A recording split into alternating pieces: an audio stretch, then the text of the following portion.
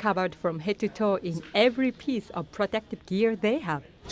These dismounted reconnaissance platoon soldiers don't quite know exactly what they are getting ready to walk into. Focus here is sensitive site exploitation and assessment, essentially evaluating what the hazard is and taking samples of the found products. This is part of a demonstration of chemical, biological, radiological, and nuclear capabilities, or CBRN, that the U.S. Army's 340th Chemical Company conducted to test their capability.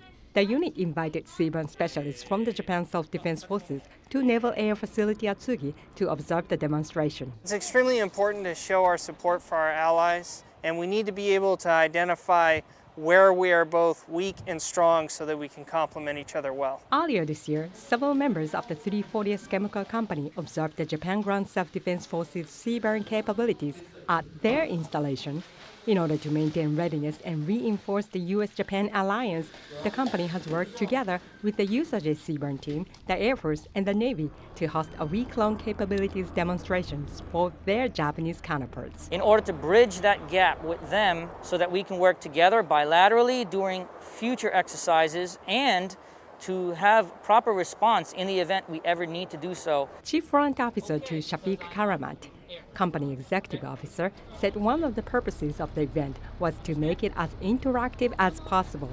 Observers broke into small groups and communicated closely with the soldiers. It's been a wonderful opportunity to have them out here, have us ask questions, compare a little bit to how they run things, as well as our processes and procedures. It helps us create and refine our SOPs.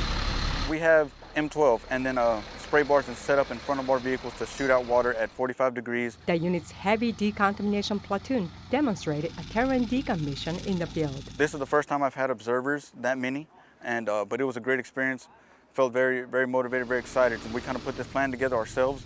We ran with it, everything executed perfectly. We were all on the same page. Each platoon created their own mission scenarios and spent weeks practicing for this day. Throughout the week, static displays were available at each site, and Defense Threat Reduction Agency and Air Force members brought their presentations to the participants. It's extremely important for us to understand what all of our U.S. branches and all of our bilateral branches bring to the table. CBRN is life, CBRN is everything, and CBRN rocks. Reporting for U.S. Army Garrison Japan, I'm Ayako Watsuji.